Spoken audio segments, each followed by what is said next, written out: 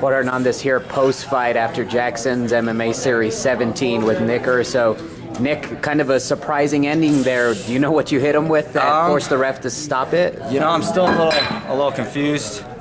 I know I hit him in the head and the face quite a few times. You know, he was ready to be done. You know, you throw some cookies in the oven, and you know, you got about 10, 20 seconds. He was real close to being the perfect cookie. Yeah. And I guess the ref disagreed and thought I hit him with a legal shot.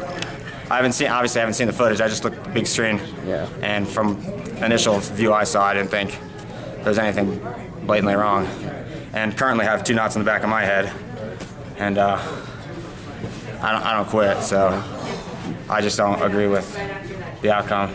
Now the fight was happened. It was where the incident took place. We're not sure where the punch actually was. Took place in the second round.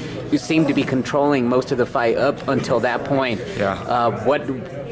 I know he came into this fight with some wrestling pedigree, but you seem to hold your own on the ground against him. Yeah, you know, I always say this. I feel like I have the advantage in the striking most of the time. I'm not afraid to get hit. I got iron jaw.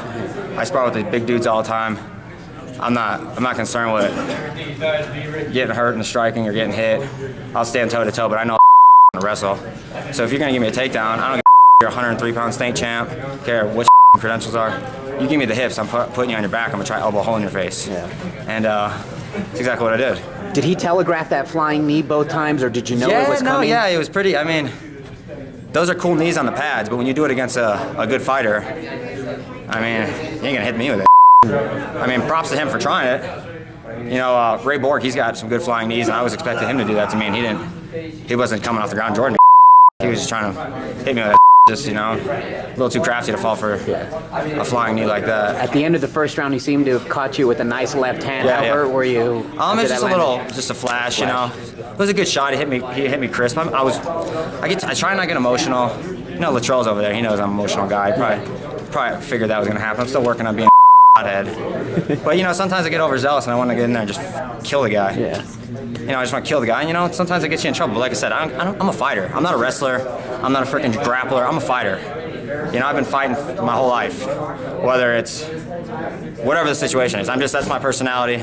I'm not scared to get hurt. I'm not scared to throw myself in the fire. You know, I got hit with but whatever, you know. Now, when the ref was stepping in, did you think he was stepping in to end the fight? Yeah, I thought the fight was over. Confused? Yeah, I thought the fight was over.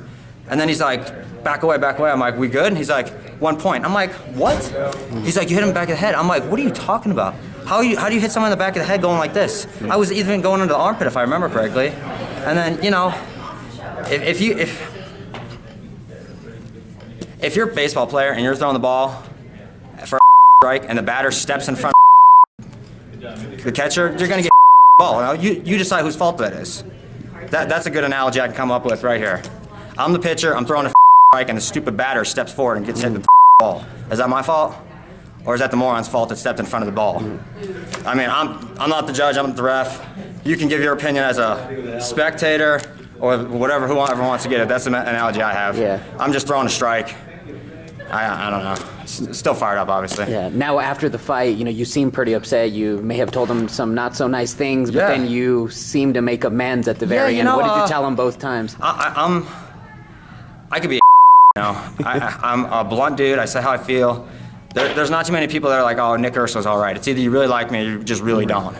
And I'm one of the people that I just really don't care, you know. And he's talking a lot of he's been talking a lot of and where I come from, if you got something to say to somebody, you sit like this and say, I think you're I want to fight you. Say it to me and I respect that. But if you get on the internet and you're throwing up stats and your memes and tagging me on you know when I did that? Never, because there was no Facebook in 7th grade. So that's what this kid's gonna do if you think that I mean, it's annoying. So I say what I had to say in person. He didn't say nothing back when I said something to him at weigh-ins. He waits till today when I'm sitting down minding my own business. He comes up and talks some more when he didn't have nothing to say when we're eye to eye and I say you're So. Now there was some UFC implications a little bit here in this fight. Should you have won? Like, how do you feel about that now?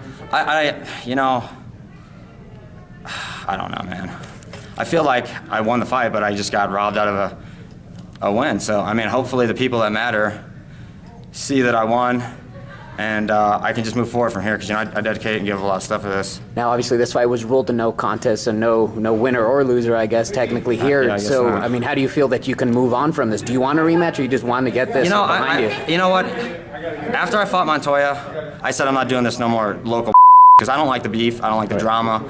You know, Latrell's over there, someone I used to call a coach for a long time, and now I got him calling me from the other corner. And I'm a martial artist, and I love the sport, and to me, that's just not fun for me, and I want to enjoy it. So, you know, unless someone's going to make it worth my while to fight in the commission, I ain't doing it, you know?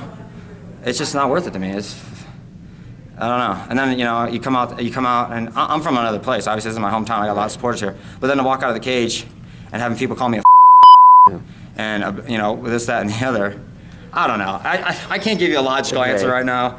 I'm wound up. Yeah. I just want to go flip tables over. Yeah, well, I know you got to catch up with the physicians here, so I'll go ahead and let you go. But thanks for joining us, man. Yeah, Good and fight. everybody out there, I appreciate you watching me, whether you love me or hate me. I appreciate you guys. No disrespect to Latrell's MMA. I got none but respect for you, Coach.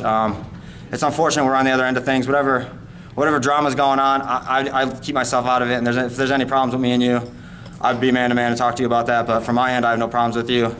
Much love to you and everybody that supports me. Thanks to Jackson's MMA series. I want to give a shout out to my brother, get that guy on camera.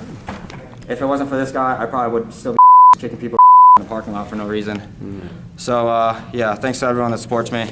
Yeah. I love you, Ma. Sorry I put you through the stress, but I'm passionate and I can't do anything that's not crazy. Well, whatever happens next, best of luck. And Thank you. Hopefully we see you back soon. Yeah, thank you, buddy. Thank you. Appreciate you.